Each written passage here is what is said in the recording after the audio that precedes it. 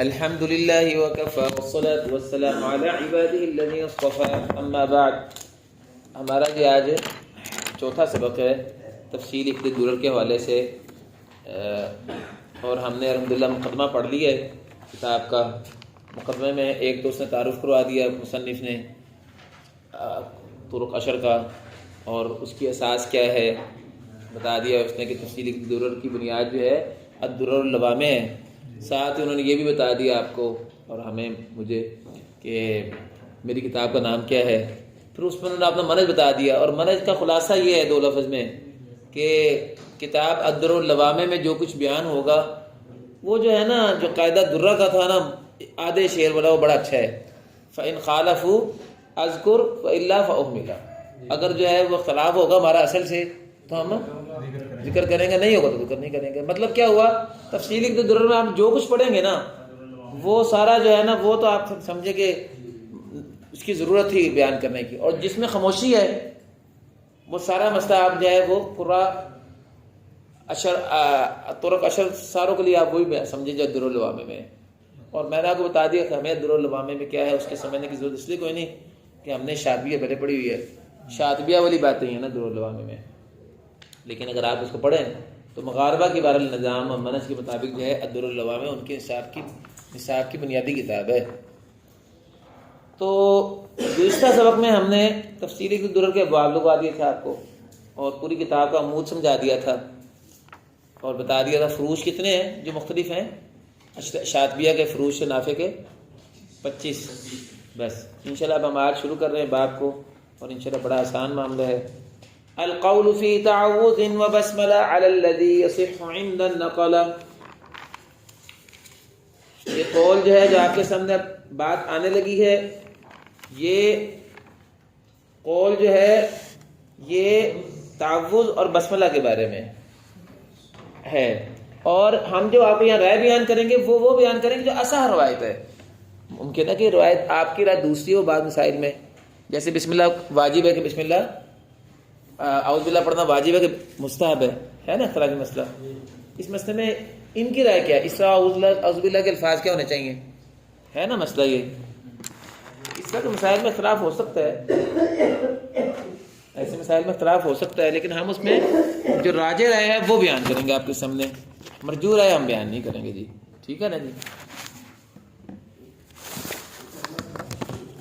القول فی تعوذ و بسملہ، بات ہماری شروع ہو رہی ہے تعوذ کے بارے میں اور بسملہ کے بارے میں، علی اس رائے کے مطابق الذی یصح جو کہ صحیح ہے، یعنی زیادہ صحیح ہے، عند النقل ناقلین کے ہاں.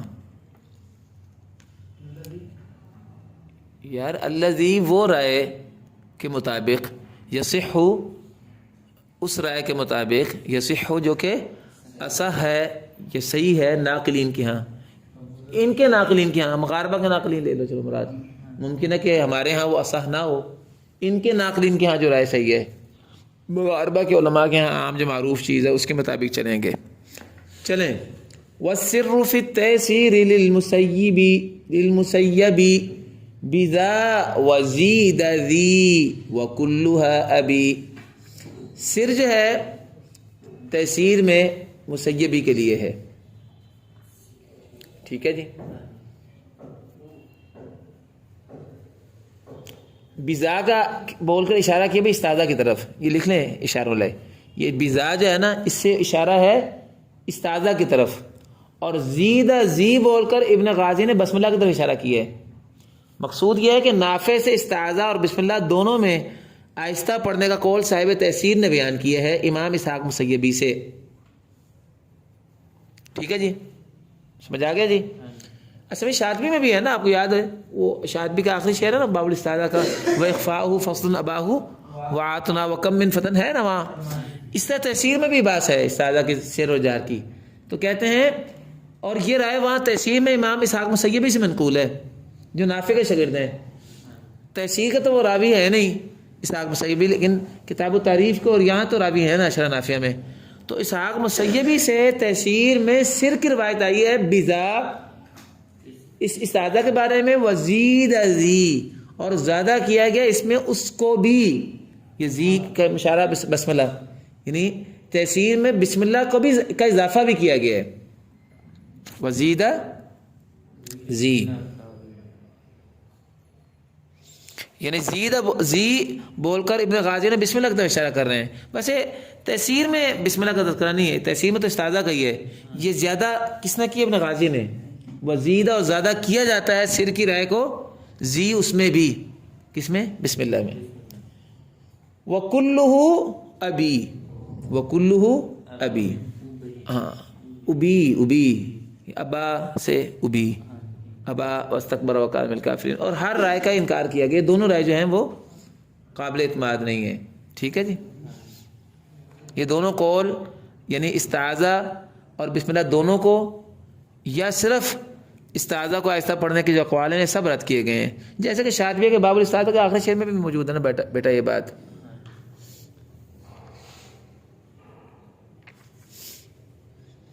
وَإِخْفَاءُ فَصْلٌ أَبَا وَآتُنَا وَكَمْ مِنْ فَتًى كَالْمَادِ فِي عَمَلًا. چلیں جی. وَمَنْ سِوَى الْأَزْرَقِ, اب مسئلہ آ گیا ہمارا بین السورتین کا جی. وَمَنْ سِوَى الْأَزْرَقِ بَيْنَ السُّوَرِ مُبَسْمِلٌ وَمَا بَقِيَ فِي الدُّرَرِ. اور ازرق کے علاوہ جتنے بھی قاری ہیں سب کے لیے بین السورتین بسم اللہ پڑھی جائے گی. ٹھیک ہے جی. یعنی اب ازرق کے لیے کیا ہوا؟ بسم اللہ نہیں ہے. اور ویسے ہم نے جو پڑھا ہے وہ کیا پڑھا ہے؟ ہم تو بسم اللہ پڑھ رہے ہیں نا. یہ اصل میں جزائریوں کی رائے ہے نا, یعنی مراکش والے جو لوگ ہیں وہ نہیں پڑھتے. تکمیل المنافع دیکھیں گے نا جو آپ کی کتاب ہے, اس میں بھی انہوں نے لیا. اور میں نے بھی شیخ عمر عبداللہ سے وہ ختمہ سنایا نا پہلا, اس میں بسم اللہ نہیں پڑھی ازرق کے لیے. لیکن جو شیخ منصور کو سنایا ختمہ انہوں نے پڑھائی بسم اللہ, اس لیے میں بسم اللہ پڑھا دیتا ہوں. لیکن مراکشی علماء جو ہیں یہ عبداللہ تجانی, عبدالواحد صمدی, مبارک کرکوری, شیخ عبداللہ عائش, شیخ محمد شریف صحابی, اور سارے بسم اللہ کے قائل نہیں ہیں. اور اس کی وجہ یہ ابن بری کا قول ہے, جو ابن غازی کا قول ہے یہ جو ہے ومن سوى الازرقی بین السور مبسمل وما بقی فی الدرر. اور جو باقی اختلاف رہ گیا ہے وہ درر سے پتہ کر لیں. تو درر میں کیا ہے؟ درر میں کیا ہے؟ باقی سے مراد کیا ہے؟ یعنی یہ تو بین صورتوں میں اختلاف ہوا نا. اور جو ابتدائیت لاؤ ابتدائی صورت کا مسئلہ ہے, اور جو ابتدائیت لاؤ درمیانی صورت کا مسئلہ ہے. اس میں درر لوامہ میں جو ہے وہ لے لیں. وہاں قانون اور رزق کے لیے بیان ہوا اور باقی ساروں کے لیے بھی یہاں نکل آئے گا. 10 کے 10 قاری کو لیے بھی اختلاف ہے. اور اس میں کیا بتایا آپ کو؟ اعوذ باللہ من الشیطان الرجیم, بسم اللہ الرحمن الرحیم ابتدائیت لاؤ ابتدائی صورت میں پڑھیں. تو اس میں یہ ہے کہ عمل کس پر ہے؟ 4 وجوہ میں سے اعوذ باللہ پر تو ہے ہی ہے, فصل کل پر عمل ہے, فصل کل پر. اس وقت مغاربہ کا عمل فصل کل پر ہے. اور بسم اللہ اگر اعوذ باللہ ابتدائیت لاؤ درمیانی صورت میں پڑھیں تو بسم اللہ نہ پڑھنے پر عمل ہے. بسم اللہ باقی جائز ہے. چلیں جی, ختم ہو گیا باب, آگے چلیں.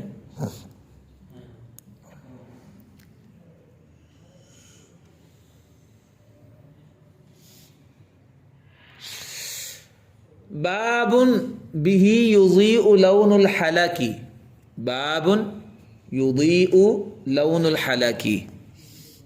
اس شعر میں فرماتے ہیں کہ باب البسملہ سے متعلقہ جو کچھ یہاں عدم بیان کی وجہ سے مخفی ہے اسے لون الحلق روشن کر دے گا. ہاں جی ذرا توجہ کریں ادھر بھائی, اور آپ بھائی پیچھے کو ذرا بیٹھیں کر سے.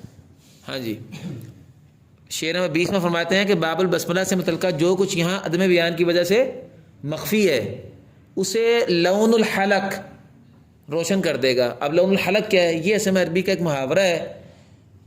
جو شاید سخت طریق ہو تو اسے جس طرح روشن کیا جاتا ہے اسی طرح اس کو لون الحلق کہتے ہیں. اس کو لون الحلق کہتے ہیں. میں نے بتایا تھا نا حلق کا معنی شدید سیاہی, اور شدید سیاہی کو جیسے آپ جو ہے وہ ختم کرنے کے لیے جو رنگ استعمال کرتے ہیں اس سے وہ سیاہی مٹ جاتی ہے. تو لون الحلق سے مراد یہ ہے. یہ باب ہے کہ اس باب کے ساتھ یضیء لون الحلق, یہ باب روشن کرے گا یا یہ باب روشن نہیں کرے گا, یہ باب ہے کہ لون الحلق اسے روشن کرے گا. یعنی اس باب کی سیاہی کو, اس باب کی ابہام کو, اس باب کے اجمال کو لون الحلق جو ہے وہ روشن کرے گا. ویسے میں نے جب پچھلے لیکچر میں یضیء کو فائل باب کو بنایا ہوا ہے, یہ لون الحلق اس کا فائل بنایا آپ زیادہ بہتر بنا. یہ باب ہے کہ اس باب بہی, یہ باب ہے بہی یضیء لون الحلق, لون الحلق اس باب کے ساتھ روشن ہوگا. اس صورت میں برازا یضیء کو آپ کو لازم کے معنی میں لینا پڑے گا. اس صورت میں لون الحلق اسے واضح کرے گا. اور پھر بھی کا مرجع کیا ہوگا؟ اس صورت میں جو ہے یہ باب بھی کا مرجع جو ہے نا، اگر یوزیو کا فائل آپ بنائیں گے لون الحلق کو، تو پھر علماء نے بھی کا مرجع جو ہے در اللوامے کو بنایا ہے۔ بھی کا مرجع کس کو بنایا ہے؟ در اللوامے کو۔ یہ باب ہے بھی در اللوامے سے، یعنی اس میں بھی باب ہے، اور لون الحلق اس کو روشن کرے گا۔ اور لون الحلق روشن کرنا یہ محاورہ عربی کا، جب کوئی چیز سخت سیاہ ہو تو اس کو روشن اس کو واضح کرنے کے لیے جو رنگ استعمال کیا جاتا ہے اس کو کہتے ہیں لون الحلق۔ حلق کا معنی شدید سیاہی والی چیز، اور اس کو جو ہے لون، تو یہ باب جو ہے جو در اللوامے کا باب ہے، اس کو لون الحلق روشن کرے گا۔ اچھا، اور یہ باب ہے کس بارے میں؟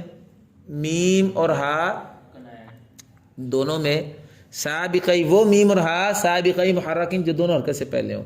اب یہ دوسرا باب شروع ہو گیا نا یہاں سے۔ اب ذرا چلیں آگے، پہلے میم جمع کا باب شروع کرتے ہیں۔ خیر حرمی، خیر حرمی، حرمی ہے آپ کے پاس یہاں پہ شاید ہے؟ اچھا، خیر حرمی بمیم فاسترى الحافظ الضم وبالض قرى لنجل عبدوس ونجل سعدان والمروزي والقاضي من طرق حسان۔ ٹھیک ہے جی، یہاں تک۔ اور ابھی ایک شعر آگے اور بھی ہے، ولی ابی عون لغیر المثل وحمز قطع ومحل فصل۔ بس یہاں ختم ہو گیا، میم جمع کا اختلاف یہاں پورا ہو گیا۔ ٹھیک ہے جی، اب اچھا بھی ایک شعر اگلا بھی ہے، لیکن وہ اس کا تعلق اس سے ہے، لیکن وہ فواصل کے بارے میں بات ہے، وہ کر دیتے ہیں۔ تو کہتے ہیں حرمی نے اختیار دیا ہے میم جمع کے بارے میں، حرمی نے اختیار دیا ہے، یعنی حرمی میں دونوں قراتیں موجود ہیں، صلہ پڑھ لیں یا صلہ پڑھ لیں، حرمی نے اس بارے میں اختیار دیا ہے۔ فاسترا، یہ بھائی فاسترا باب استفعال سے آ گیا ہے، ترا، ترا ہے نا رویہ سے، اس سے باب استفعال اس طرح یستری، مراد وہی ہے، ترا کے معنی میں ہی ہے، لیکن فاسترا لے کے آ رہے ہیں۔ تو کہہ رہے ہیں کہ یہ باب ہے، اس باب میں یعنی میم جمع کے باب میں جب میم جمع حرکت سے پہلے ہو تو حرمی قراء نے اختیار دیا ہے۔ حرمی قراء مراد وہی نافع، مسیبی اور جعفری، یہ تینوں حرمی ہے نا، ان تینوں نے اختیار دیا ہے۔ فاسترا، پس اس رائے کو دیکھا ہے، اختیار کیا ہے حافظ الدانی نے، حافظ اس رائے کو نہیں، حافظ دانی نے ضمہ کو اختیار کیا ہے۔ ضمہ بول کر نا مغاربہ کے ہاں، یہ ویسے عام بھی صلہ مراد ہوتا ہے، ضمہ بول کے کیا مراد ہوتا ہے؟ صلہ۔ حافظ دانی نے تو کتاب التعریف میں صلہ کو اختیار کیا ہے، لیکن عدم صلہ بعد میں پھر ان کے ہاں وہ جو زیادات العقدی اور وہ بتایا تھا نا آپ کو، کتاب التعریف و تقییدات الحامدی و زیادات العقدی ہے نا، کتاب التعریف و زیادات العقدی و تقییدات الحامدی کا بتایا تھا نا آپ کو ان کا منہج۔ تو دانی کی جو کتاب التعریف ہے اس میں صرف صلہ ہے، اس میں صرف صلہ کی وجہ ہے، لیکن دانی نے تو اچھا ایک بات اور بھی ذہن میں رکھیے، مغاربہ کے یہاں تین اصطلاحات یاد رکھیے گا، الحافظ، الامام اور الشیخ، یاد رکھیے گا، یہ بات بڑی اہم ہے۔ الحافظ، الامام اور الشیخ، جب لفظ الحافظ آگا نا مطلقاً یہاں یا مغاربہ کی کسی بھی کتاب میں بیٹا، تو یاد رکھنا حافظ بول کر مراد حافظ دانی ہوتے ہیں مغاربہ کے ہاں۔ اور الشیخ جب بولیں گے، الشیخ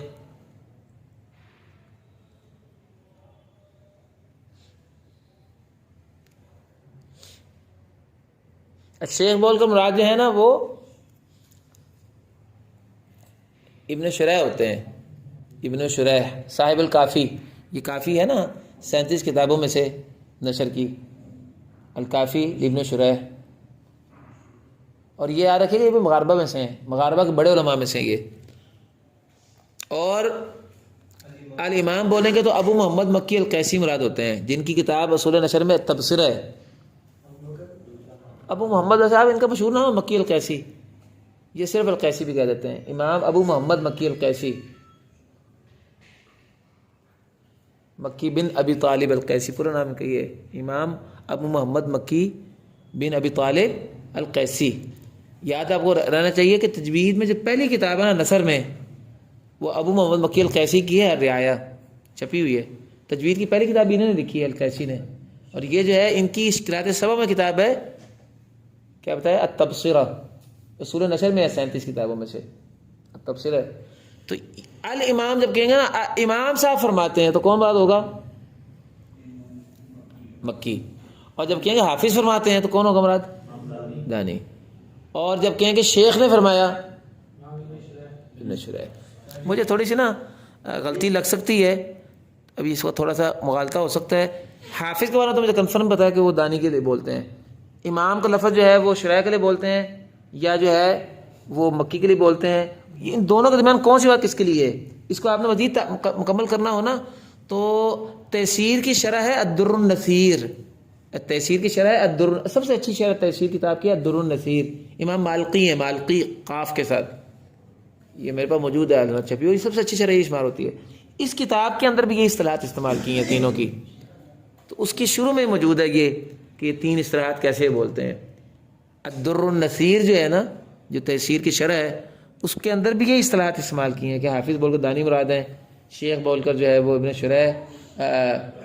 شریح مراد ہیں، یا امام بول کر ابن شریح مراد ہیں، اور جو ہے الامام بول کر مراد جو ہے وہ مکی القیسی ہیں. چلیں بیٹا. اچھا جی، ورث کے اختلاف کیوں نہیں بیان کیا جی؟ کہتے ہیں ورث کے اختلاف اس لیے بیان کرنے کی ضرورت نہیں ہے کہ وہ در العوامے کے مطابق ہے. ورث کے لیے تو آگے ہوتا ہے نیا اختلاف آیا ہی نہیں، اتقی ہو یا اسبانی ہو، قاعدہ ایک ہی ہے کہ حمزہ قطعی سے پہلے اگر ہو تو صلہ ہے. تو ورث کے لیے تو در العوامے سے یا شاطبی سے فرق پڑا ہی نہیں نا. فرق کس کا پڑا ہے؟ ادھر میرے ساتھ شریک ہونا بھائی، فرق تو صرف قانون کے لیے پڑ رہا ہے نا، ورث کے لیے تو وہی ہے نا، اس لیے اس کا اختلاف بیان ہی نہیں کیا. اچھا جی. اچھا آپ کہتے ہیں ساروں نے تو پڑھا صلہ لیکن کچھ نے صلہ نہیں پڑھا. اب اس کو بات کرتے، کہتے ہیں وہ بھی ضدی قراء، یہ قراء ہے اصل میں، وہ بھی ضدی قراء وزن شریک ویسے قراء کر دی ہے، اور ضمے کی ضد سے پڑھا یعنی عدم صلہ سے پڑھا. کن کن نے آگے نام ہے وہ بھی ضدی قراء لنجل، اصل میں لام زائدہ ہے. یہ نجل عبدوس نے، ابن عبدوس کون ہے؟ ابو زارا. ابو زارا نے ضد ضمہ سے پڑھا ہے، نجل سعدان نے ضد ضمہ سے پڑھا ہے، مروزی نے ضد ضمہ سے پڑھا ہے، قاضی نے ضد ضمہ سے پڑھا ہے. من طرق حسانی، یہ ان کے عمدہ طرق سے یہی مروی ہے. تو چار قاری ہو گئے نا بیٹا. ذرا دیں توجہ کریں، ادھر یاد کریں، اپنے ذاکرہ کو ذرا ہلائیں. کون کون تھے عدم صلہ پڑھنے والے؟ دو کے لیے صلہ مقیدہ ہے، وہ کون کون ہے؟ ابو عون اور ورش. اور چار کے لیے صلہ مطلقہ ہے، وہ چار کون کون ہیں؟ مروزی، ہاں اس کو ابن ابو عون کو چھوڑ دیں، اور کون ہے؟ قاضی ہے، اور آگے ایک ایک ہے ابن سعدان اور ابو زہرا. یہی چار ہے نا، تو پورے ہو گیا آپ کے سامنے. باقی ساروں نے کیا پڑھا ہے؟ صلہ سے. ورث کو چھوڑ دیں کیونکہ اختیار جو ہے ہرمی کے لیے ہے، ورث ہرمی نہیں ہے. اس کا تو بیان ہی نہیں کیا، وہ کہاں سے نکلے گا در العوامے سے؟ سن رہے ہیں؟ عطاء اللہ پیچھے ہو جائیں بیٹا، سمجھ آ رہا ہے آپ کو؟ تو چار کاروں کے لیے کیا ہو گیا؟ عدم صلہ. چلو اب رہ کون کیا طرق مقیدہ میں سے؟ صلہ مقیدہ والوں میں سے ابو عون بس. ورث کا من ہے ویسے چھوڑ دیا، وہ در العوامے سے نکل رہا ہے. کہتے ہیں ولی بعون لغیر المثلی. ابو عون کے لیے تین صورتیں تھیں نا، آپ کو یاد ہے صلہ کی. مثل کے علاوہ میں ابو عون نے صلہ کرنا ہے. مثل کا مطلب کیا ہوا؟ میم جمع کے بعد می آ جائے، میم جمع کے بعد میم آ جائے، یعنی اس وقت میں اس نے بھی ضد سے پڑھا ہے، ضمہ کی ضد سے. ضمہ سے مراد صلہ ہے نا، تو ضمہ کی ضد سے پڑھنے والے یہ چار ہے نا. اور ابو عون بھی ضمہ کی ضد سے نہیں، صلہ کے بغیر پڑھے گا. کب؟ جب مثل کے علاوہ چیز ہے، جب حمزہ قطعی کے علاوہ چیز ہے، جب محل فصل کے علاوہ چیز ہے. فصل مراد عائد. تو یہ تین صورتیں نا جس کے علاوہ میں ابو عون کے لیے کیا ہے؟ عدم صلہ. اور اس کی جس سے کیا نکلا کہ تین صورتوں میں ابو عون کے لیے صلہ ہے. ولی بعون لغیر المثلی، ابو عون کے لیے بھی عدم صلہ ہے جب مثل کے علاوہ میم آ جائے، یعنی اس کی مثلین میم کا میم نہ آئے. ولی غیر حمزہ قطعین، اور حمزہ قطعی اگر میم کے بعد نہ ہوا جو ورث کے لیے تھا. اور اسی طرح وہ محلی فصل ولی غیر محلی فصل، جب وہ ایسا محل ہو میم کا کہ فصل یعنی آیت کے بغیر ہو. واضح ہے جی؟ یہاں تک ہم نے پڑھا تھا. اب میرا خیال اختلاف پورا ہو گیا نا. اور باقیوں کے لیے کیا نکلا؟ صلہ. یہ کہاں سے نکلا؟ نہیں کیسے نہیں، یہ سے نکلا. یہ جو کہا ہے فاسترى الحافظ الدانی الضم، دانی نے تو بیان ہی ضمہ کیا صلہ. اس کی وجہ کیا ہے؟ بس چھوڑیں وجہ کیا ہے، بس یہ اضافہ اس پر ہو گیا. چلیں اچھا جی، اب لائیں، اب آگے چلیں. اب عون کے لیے ایک وضاحت کی ضرورت ہے. یہ جو محل فصل کی بات آئی ہے، اس سے مراد کون سا محل فصل ہے؟ مدنی الاخیر مراد ہے نا، کوفی عدد تو مراد نہیں ہے نا. اس کی وضاحت کریں. کہتے ہیں للمدنی الاخیر لا ما فصل من الفواصل. کہتے ہیں یہ محل فصل للمدنی الاخیر، یہ اسی کے متعلقہ ہے. وہ محل فصل للمدنی الاخیر، یہاں جا کے بات پوری ہوئی ہے. آگے ایک تنبیہ ہے، وہ میں نے ہی پہلے زبانی لکھوائی ہوئی ہے. لا ما فصل، وہ چیز اس میں داخل نہیں ہے جس میں فاصلہ دیا گیا ہو فواصل سے، چاہے فی یا لا کے ساتھ کے حرفوں کے ساتھ بھی، وہ بھی داخل نہیں ہے اس میں. آپ کو بتایا تھا نا، اگرچہ فاصلہ لا یا فی کا بھی آ گیا تب بھی پھر صلہ نہیں ہوگا. اگر فاصلہ فی یا لا کا بھی آ گیا تب بھی صلہ نہیں ہوگا. یعنی صلہ کے لیے ضروری ہے کہ لا یا فی کا بھی فاصلہ نہ ہو. یہ ہے لا ما فصلہ، وہ اس میں بھی اختلاف نہیں ہے جس میں فاصلہ دیا گیا ہو فواصل سے حرفین فی یا لا کے ساتھ بھی. واضح ہے جی؟ اگر فی یا لا کے ساتھ بھی فاصلہ دیا گیا تو پھر بھی محل فصل میں صلہ نہیں ہوگا. یہاں پہنچ کے جی میم جمع کا باب ختم ہو گیا. لیکن چونکہ یہ جو باب شروع ہوا ہے ابن غازی کے ہاں فی المیم والہا دونوں ہے نا، اگلے جو ہے نا ہاں ہا کا بھی پڑھ لیں، اس میں کوئی مسئلہ بڑا اختصار سے ہے، اس میں کوئی چیز نہیں ہے. تو ہائے کنایہ کا ذرا مسئلہ ساتھ دیکھ لیں. 4 شعر اس کے متعلق ہیں. وقص لقالون باسحاق مع یؤدی کے اندر جو ہے قصر کریں، یعنی عدم صلہ کریں قالون کے لیے اور اسحاق مسیبی کے لیے. والاخوات جميعا، یؤدی میں بھی اور اس کے اخوات میں بھی. اس کے اخوات کون سے یؤدی کے؟ یؤدی، نولی، نسلی، ونوتی، شاطبی میں ہی ہے نا. تو اچھا، اور یہاں اخوات میں یتقی بھی شامل ہے، یاتی بھی شامل ہے، چونکہ ہے نا فی سبعۃ لا خلف عنہ بمریم بن طٰہٰ، وہ پیچھے 7 آئے ہیں نا، وہ سب کے سب کی بات ہو رہی ہے. سب کے سب میں قالون اور اسحاق دونوں کے لیے. معن کا مطلب کیا ہے؟ دونوں کے لیے. یؤدی اور اس کے اخوات جو جمع کیے گئے ہیں، جمعہ کا مطلب یہ ہے آپ اس میں عدم صلہ کریں. والوصل عنہما بیاتی، البتہ یاتی میں صلہ کریں عنہما، ان دونوں سے. فضیلہ اس کو فضیلت دی گئی ہے، ٹھیک ہے. البتہ یاتی میں قالون اور اسحاق کے لیے صلہ کو فضیلت دی گئی ہے. کیا پتہ چلا؟ وجہ 2 ہیں، وجہ 2 ہیں. صلہ میں صلہ دونوں وجہ ہیں، اور ان میں سے مقدم وجہ کیا ہوگی؟ صلہ. یعنی 7 کلمات میں، 7 کے 7 کلمات میں جو فی سبعۃ لا خلف عنہ میں مروی ہے شاطبیہ میں، ان 7 کے 7 کلمات میں قالون اور اسحاق مسیبی کے لیے عدم صلہ ہے. البتہ ان 7 میں سے کلمہ یاتی جو ہے 7واں، اس کے اندر 2 وجہ ہیں جن میں سے صلہ کو فضیلت دی گئی ہے، گویا کہ عدم صلہ بھی ہے. چلو اب آگے چلیں. یہ مسئلہ ختم ہو گیا ہمارا 7 کلمات کا. آگے کہتے ہیں ثم الاسحاق واشرکہ صلہ، اور اسحاق کے لیے واشرکہ فی امری، اس میں جو ہے نا استثنائی طور پر اس میں بھی صلہ دے دیں. اگر آپ میرا 20 صفحے دیکھ لیں نا، جب میں نے آپ کو کہا تھا کہ میں نے جو بھی باب پڑھنا ہے وہ اس کا خلاصہ وہاں سے پہلے اگر آپ دیکھ لیں گے نا، پھر یہ شعر پڑھائیں گے تو بالکل آسان ہو جائے گا، چونکہ میں نے ایک ایک چیز وہاں پہلے خلاصہ لکھی ہوئی ہے. واشرکہ میں بھی صلہ کر دیجیے. سل کا الف جو ہے وزن شریک ہے، آپ پھر اسحاق مسیبہ کے لیے اکیلے اس کے لیے واشرکہ فی امری میں صلہ کر دیں. اور من تولاہ، یہ سورہ ہے نا حج کے شروع میں، ومن تولاہ فانہ یضلہ ویہدی الی عذاب السعیر، 3-4 آیت.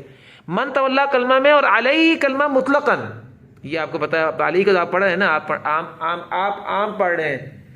اس میں کیا ہے جی؟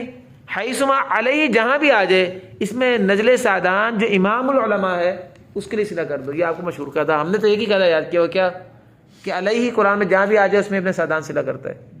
باقی یہ جو من تولا، یہ چونکہ کلمہ خاصہ ہے، فرشی ہے، میں نے اس کو شماری نہیں کیا. اشرکو بھی ایسا ہے، اور یاتی، ولی، نسلی، نوتی، فالقی، یتقی، یہ سارے بھی کلمات خاصہ ہی ہیں. قاعدہ تو نہیں ہے نا. قاعدہ تو جو کلمہ بار بار آ رہا ہے وہ کون سا ہے؟ علیہ کا. تو بس میں آپ کو 2 صفحے والا جو میں نے خلاصہ نکالا اس میں علی لکھا ہوا ہے، اور جب میرے 20 صفحے والا تفصیل ہے اس میں آپ کو پورے کلمات میں مل جائیں گے. اس میں خلاصہ نہیں ہوتا، اس میں مکمل تفصیل لکھتا ہوں. چلیں اب کا ایک شعر رہ گیا صرف، وہ رہ گیا یرزا. کہتے ہیں یرزا میں بھی اس کے لیے امام العلماء ابن سعدان کو امام العلماء آگے بھی جا کے آپ دیکھیں گے 2-3 دفعہ کا ہے. یہ ابن سعدان امام العلماء واقعی ہیں بھائی. یہ نحو کے بھی بہت بڑے امام ہیں، اور اسی طرح یہ ابن سعدان جو ہیں یہ قرات وغیرہ کے بھی بہت بڑے امام ہیں. بلکہ یہ ابن سعدان جو ہے نا، ان کا باقاعدہ قرات میں اختیار ہے 10 قاریوں کی طرح، جو الکامل حزلی میں موجود ہے. وہ جو 40 قراتیں ہو رہا نا الکامل میں، اس میں ابن سعدان خود صاحب اختیار امام بھی ہیں، نافع اور نافع، مکی، ابن کثیر وغیرہ کی طرف. اس لیے ان کو امام العلماء کا لقب دیا. الکامل الحزلی میں جو 50 قراتیں ہیں، 10 قاریوں کے علاوہ 40 قراتیں اور بھی ہیں، ان میں سے ایک باقاعدہ قرات امام ابن سعدان النحوی کی بھی قرات ہے. اور ابن سعدان نحوی اتنا بڑا نحوی ہے، یہ شرح ابن عقیل اور اس کے حوالے آتے ہیں ابن سعدان کی، یہ وہی ہے، اس کو اس لیے امام العلماء کہہ رہے ہیں. اچھا جی اب آگے چلیں. ویرضا بس آخری معاملہ رہ گیا.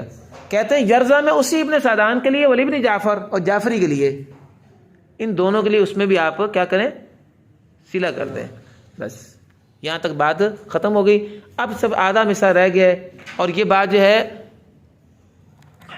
باقی کلمات میں کیا مسئلہ ہے یہاں رہ گیا نا. جیسے ارجی کا مسئلہ کتنا لمبا تھا آپ کو بتایا، 6 قراتیں تھیں شاطبی اور میں، اور عبداللوام اور میں بھی ارجی کی قراتیں بیان ہوئی ہیں. ایک عمومی قاعدہ بیان کریں، وہی قاعدہ جس کو ہم پہلے بیان کر کے میں نے اس کو خلاصہ نکالا تھا، فَإِنْ خَالَفُوا أَذْكُرْ وَإِلَّا فَأُهْمِلَ. اس صورت میں کہتے ہیں وَمَنْ أُحِيلَ فَرَضِيَ لَمْ يُغْفَرِ. وَمَنْ أُحِيلَ فَرَضِيَ لَمْ يُغْفَرِ. جس شخص کو کسی کی طرف موڑ دیا جائے نا، لفظی ترجمہ یہ ہے، جس شخص کو کسی کی طرف موڑ دیا جائے اور وہ شخص مڑنے پر راضی ہو جائے، فرضیہ، جس کو کسی کی طرف موڑا جائے اور وہ مڑنے پر راضی ہو جائے، لم یغفری لم یظلمی، اس پر ظلم نہیں کیا جاتا. جس کو کسی کی طرف موڑا جائے اور وہ مڑنے پر راضی ہو جائے تو اس پر ظلم نہیں کیا جاتا. کیا مطلب؟ اب میں آپ کو پہلے مثال دیتا ہوں پھر بات سمجھاتا ہوں. مراد ہے الدر العوامہ کی بات کر رہے ہیں کہ جو باقی باتیں آپ در العوامہ سے نکال لیں، جو وہاں ہے وہ آپ کو وہاں مل جائیں گی. مراد ان کی اس شعر کا مطلب یہ ہے، آدھے شعر کا. لیکن اس محاورے کا مطلب کیا ہے؟ میں نے آپ کے دینے ہیں، جیسے اس دن آپ کو سموسے کے لائے تھے نا کلاس میں، 1500 روپے دینے تھے. ابھی میں بھیجتا ہوں اور میں نے بھیجا کسی کو، میں نے کہا جاؤ شاکر صاحب کے پاس جاؤ یار. ہاں جی شاکر صاحب کے پاس جاؤ، چونکہ میں بھیج رہا ہوں نا.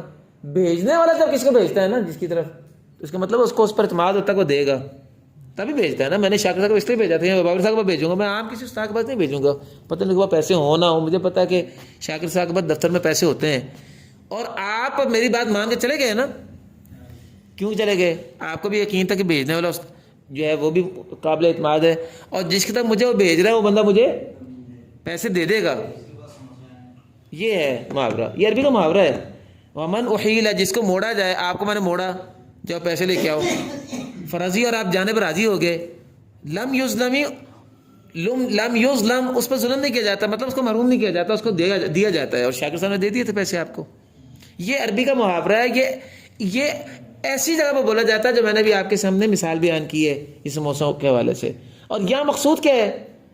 ابن غازی نے اس کتاب کے مقدمے میں آپ کو کیا کہا تھا کہ اصل کتاب در العوامہ، اور میں تو اس کو سامنے رکھ کے جو ہے وہ یہ تفصیل لکھ رہا ہوں. تو تفسیر کے ضمن میں جو چیزیں وہاں بیان نہیں ہوں گی تفصیل میں، وہ آپ نے وہاں در العوامہ سے لے لینی. تو آپ کو گویا کو موڑ کہاں دیا گیا؟ در العوامہ کی طرف. تو وہاں سے آپ جا کر لیں، انشاءاللہ آپ پر ظلم نہیں ہوگا، یعنی آپ کو وہاں پوری تفصیلات باقی چیزوں کی دے دی جائیں گی. وآخر دعوانا ان الحمد للہ رب العالمین.